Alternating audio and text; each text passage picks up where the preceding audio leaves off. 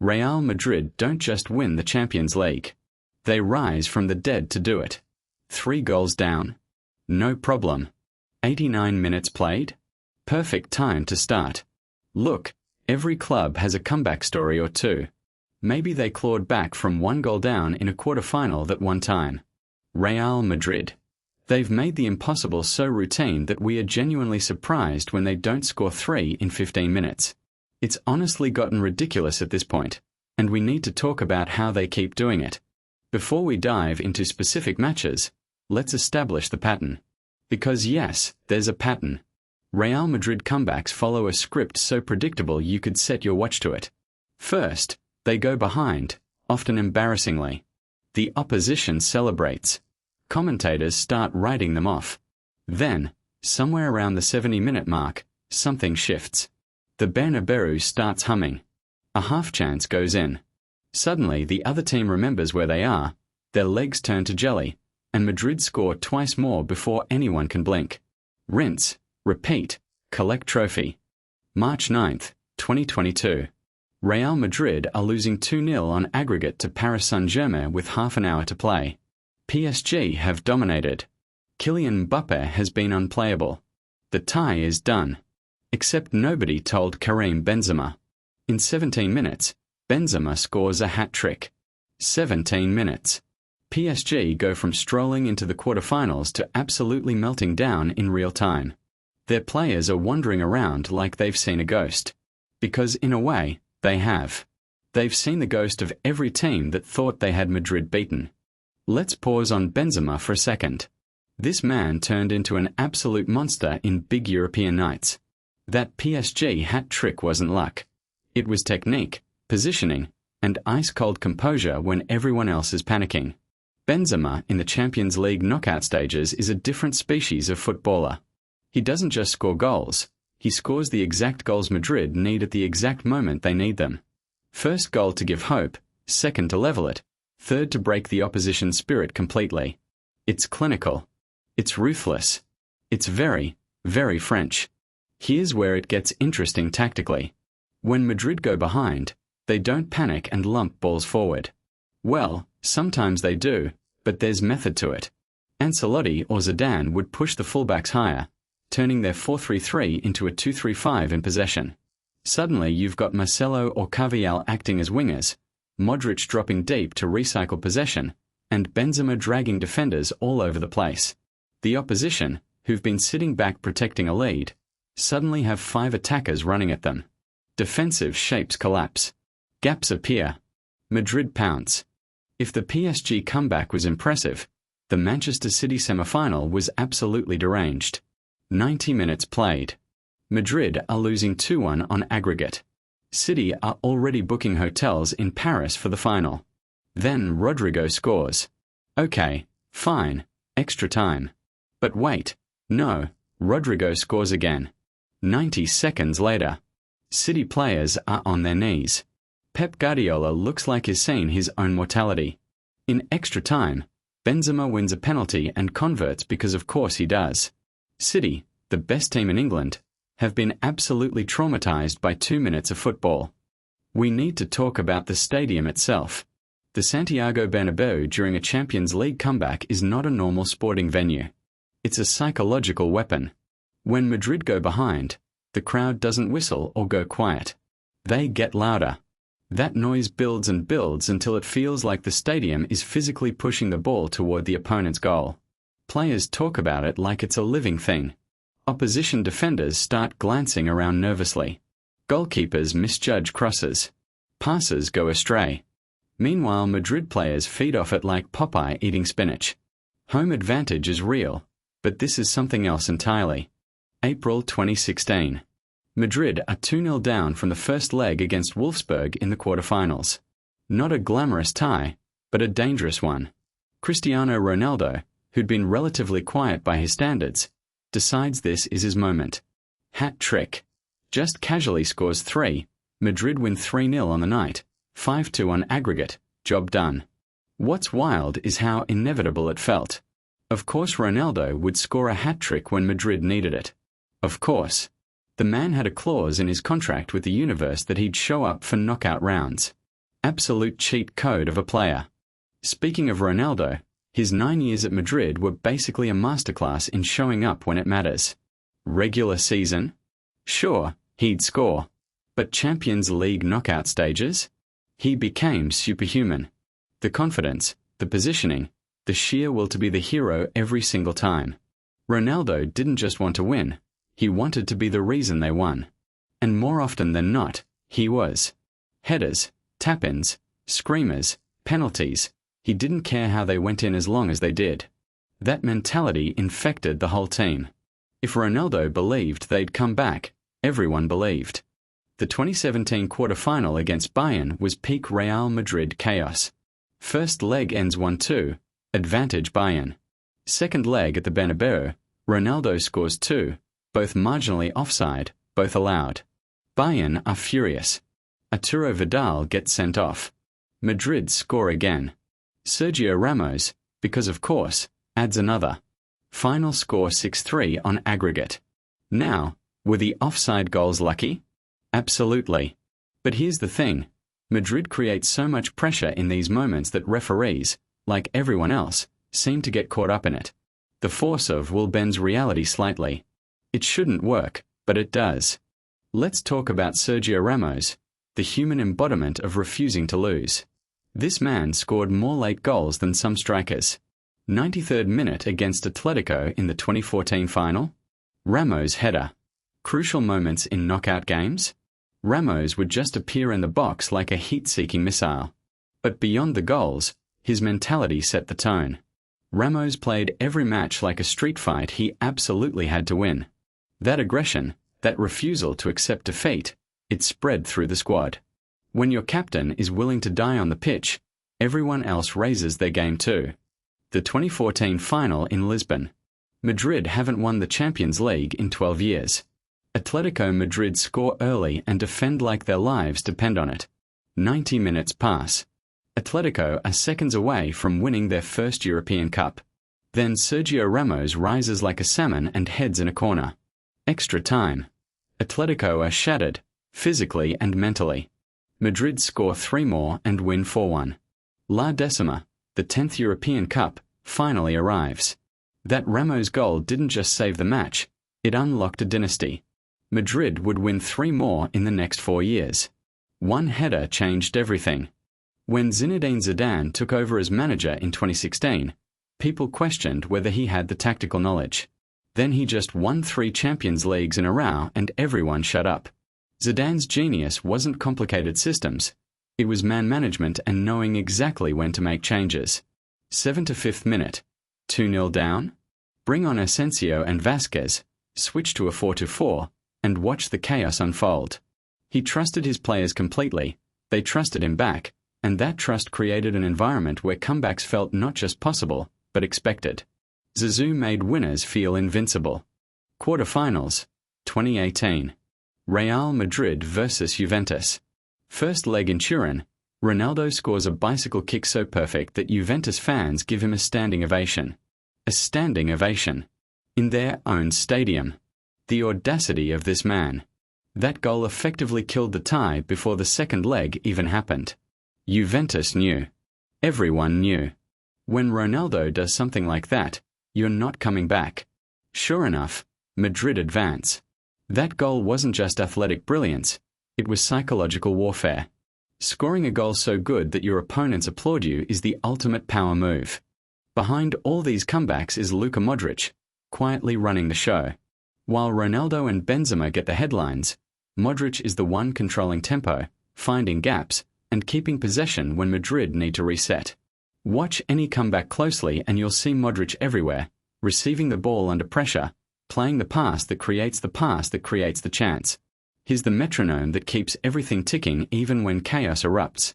And in those late stages when everyone's tired, Modric is still gliding around like he's just warmed up. The man is a machine wrapped in a very small Croatian package. And then there's Toni Kroos, the human GPS. If Modric is the engine, Kroos is the steering wheel. His passing accuracy is borderline illegal. Need a diagonal ball to switch play? Kroos delivers it on a plate. Need a low cross into the box with 3 defenders closing in?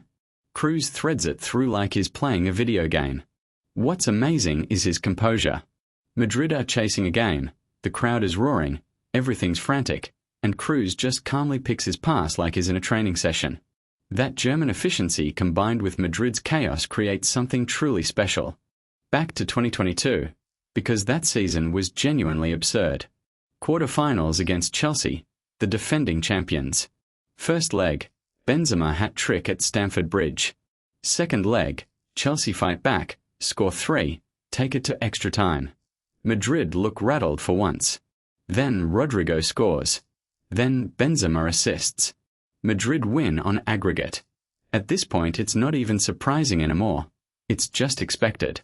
Oh, Madrid are in trouble? Wait 10 minutes. Someone will do something ridiculous.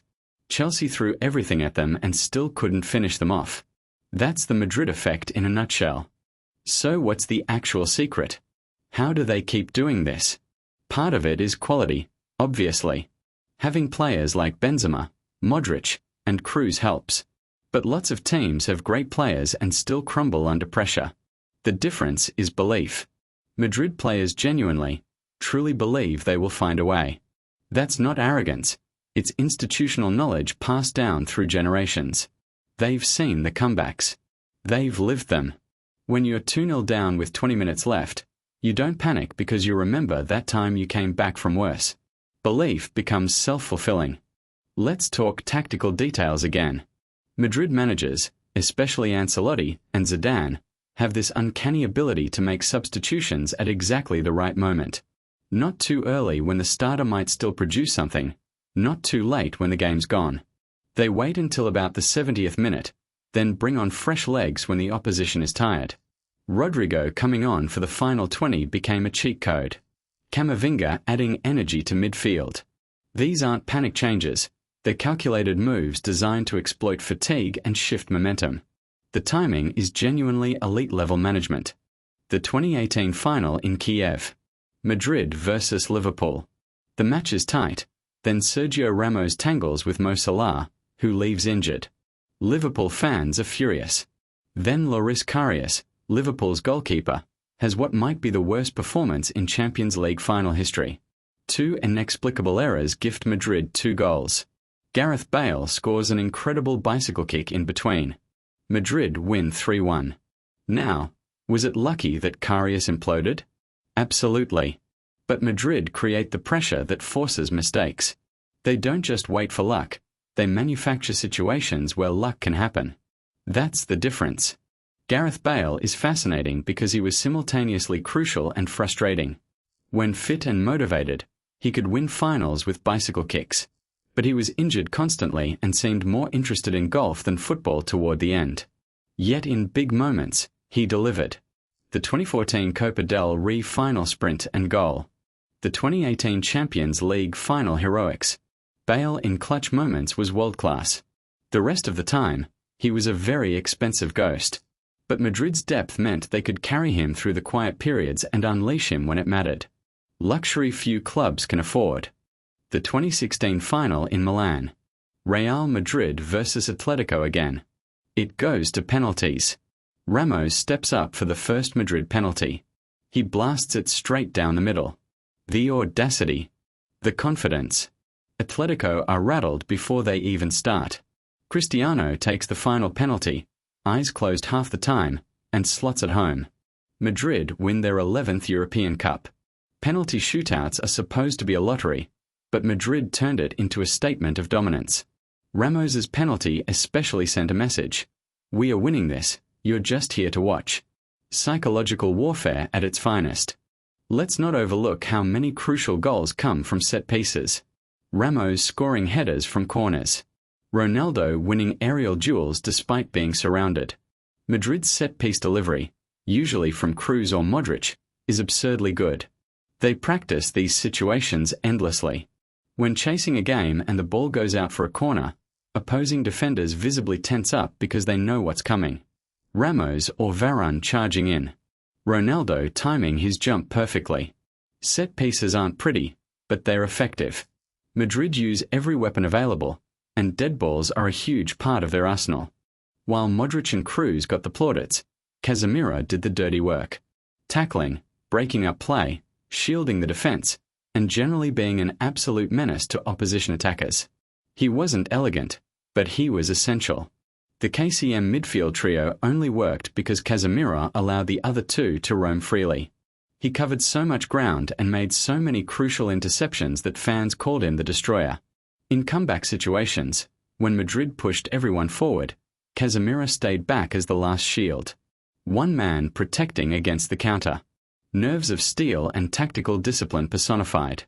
Before the recent dominance, there was the 2013 tie against Manchester United. Madrid lost the first leg 2-1 at the Bernabeu. Disaster. Then at Old Trafford, they won 2-1. Aggregate tied. But Madrid advanced on away goals after a Cristiano Ronaldo header against his former club. The relief on his face when he scored was real. You could see how much it meant.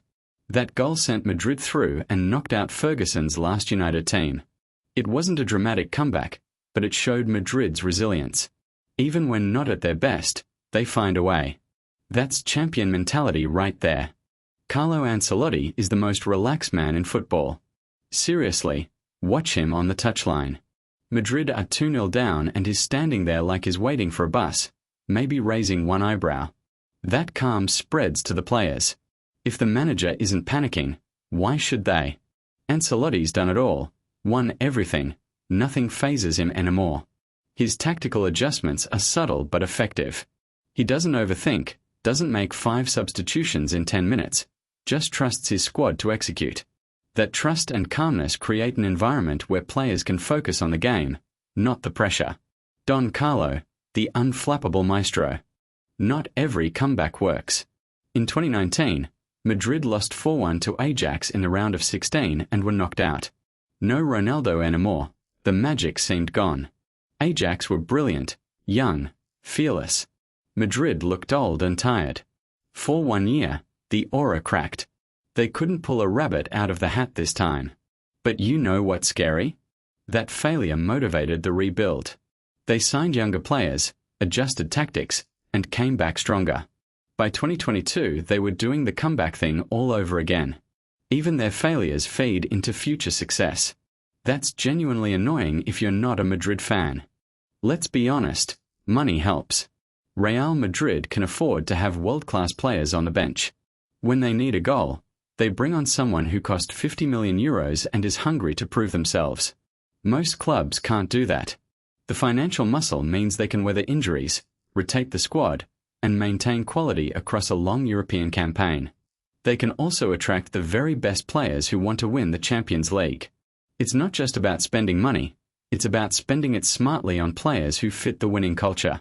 Money plus mentality equals dominance. There's also the weight of history. Real Madrid have won 14 Champions Leagues. 14. When you pull on that white shirt in a knockout game, you're representing decades of legends who did impossible things. That history is a burden for some clubs, but Madrid use it as fuel. They're not just playing for themselves, they're adding to a legacy. Opponents feel it too. Playing Madrid in the Champions League isn't like playing anyone else. The history, the stadium, the shirt, it all adds up to an intimidation factor that's hard to quantify but very real. Alfredo Di Stefano's ghost is out there helping somehow. PSG deserve a special mention because Madrid have psychologically destroyed them multiple times. The 2022 comeback was just the latest. In 2018, Madrid beat them in the round of 16. Every time PSG think they've got Madrid figured out, it happens again. At this point, PSG players probably have nightmares about the Bernabeu. All that Qatari investment, all those superstars, and they keep running into the Madrid buzzsaw. There's something almost cruel about it. PSG are a very good team, but good isn't enough when you're facing a team that believes it's destined to win. Belief beats money, apparently. The modern comeback culture has roots in the Galacticos era of the early 2000s. Zidane, Ronaldo Nazario, Figo, Beckham, Raul. Stars everywhere. That team didn't win as many Champions Leagues as expected, but they established Madrid as the destination for the world's best. That legacy continued. The best players still dream of wearing the white shirt. When you have that pulling power, you can assemble squads capable of miracles. The Galacticos built the brand, and subsequent teams capitalized on it. The cycle continues. Win titles, attract stars, win more titles, attract more stars. Virtuous circle of excellence. What's clever is how Madrid integrate young players into this winning culture. Rodrigo, Vinicius Jr., Camavinga, they arrive young and immediately absorb the mentality from veterans like Modric and Benzema. By the time they're leading the line themselves, they've already experienced multiple comebacks and trophy lifts. They know what's expected. This knowledge transfer ensures the mentality persists even as the squad evolves. It's not just about buying the best, it's about teaching them the Madrid way. The culture eats strategy for breakfast, as they say. And Madrid's culture is pure winning mentality, passed down like a family recipe. Let's not pretend Madrid win purely through beautiful football. They're masters of the dark arts. Time wasting when ahead. Tactical fouls to break momentum. Ramos was basically a PhD in pushing the boundaries of what's legal. Casemiro somehow avoided red cards despite tackling like a UFC fighter. These aren't accidents, they're calculated strategies to control games. When you're chasing a comeback, you need every advantage, and Madrid take them all. It's not always pretty, but it's effective. Football is about winning, not a morality contest. Madrid understood that before anyone else and executed it ruthlessly. After surviving PSG, Chelsea, and City in 2022, Madrid faced Liverpool in the final in Paris. Liverpool dominated, hit the post multiple times, created chance after chance. Madrid barely had a shot on target. Yet they won 1-0. Courtois had the game of his life, and Vinicius scored the only goal. This wasn't a comeback in the traditional sense, but it showed another Madrid skill, winning ugly. When they can't blow you away, they'll grind it out. Liverpool deserved more, but Madrid had the trophy. Sometimes football is cruel. Usually to teams playing against Real Madrid. That final was Thibaut Courtois' coronation. He made 9 saves, many of them world-class. Salah, Mané, anyone who shot at him was denied. After years of criticism, injuries, and being second choice to Navas, Courtois proved his worth on the biggest stage. Goalkeepers don't get enough credit in these comeback narratives, but having someone who can keep you in the game until you score is crucial. Courtois, Navas before him, Casillas before that. Madrid always had a top keeper. When your defense is pushing forward chasing goals, you need a last line you can trust. Courtois became that, emphatically. Ancelotti winning the Champions League with Madrid in 2014 and then again in 2022 after being sacked and brought back is peak football storytelling. He left, managed other clubs, then returned like a dad coming back from buying cigarettes. And he immediately won another European Cup. His man management, his calmness, his ability to handle egos, it all came together perfectly. Players love him, respect him, run through walls for him. That emotional connection matters in high-pressure knockout games. Tactics matter, but so does trust. Ancelotti built both, and the trophies followed. The Don is eternal. Imagine being the opposition. You're 2 goals up with 20 minutes left. You've played brilliantly. Your fans are celebrating. Then you remember you're playing Real Madrid in the Champions League. Suddenly every loose ball feels dangerous. Every Madrid attack carries weight. Your legs get heavy. Mistakes creep in. Before you know it, it's 2-2 and you're heading to extra time in a hostile stadium against a team that's done this 100 times. The psychological pressure is immense. Some teams handle it. Most don't. Madrid feed on that fear like vampires. Let's look at cold hard stats. Since 2014, Madrid have won the Champions League 5 times. 5. In 9 years. That's absurd. They've also made multiple semifinals and finals beyond those wins. Their win rate in knockout games when trailing is higher than most teams' win rate when ahead. The numbers back up what we see with our eyes. This isn't luck, it's a pattern. A reproducible, reliable pattern of refusing to lose. Other clubs study Madrid, try to replicate it, but you can't manufacture decades of winning culture overnight. The numbers are a testament to sustained excellence. So what happens next? Madrid are building another super team. Vinicius is becoming a superstar. Bellingham just arrived and is already bossing games. Mbappe rumors never die. The machine keeps rolling. Other clubs hope the magic will fade, that eventually Madrid will have a normal team that loses like everyone else. But the culture is embedded now. The expectation to perform miracles is passed down. As long as the Bernabeu stands and the white shirt means something, Madrid will keep pulling off the impossible. It's annoying, it's unfair, it's also kind of beautiful. Football needs villains, and Madrid are the final boss. So why do Real Madrid never die in the Champions League? It's a cocktail of factors. Elite players, obviously. World-class managers who know when to tweak tactics. A stadium that lifts the team and terrifies opponents.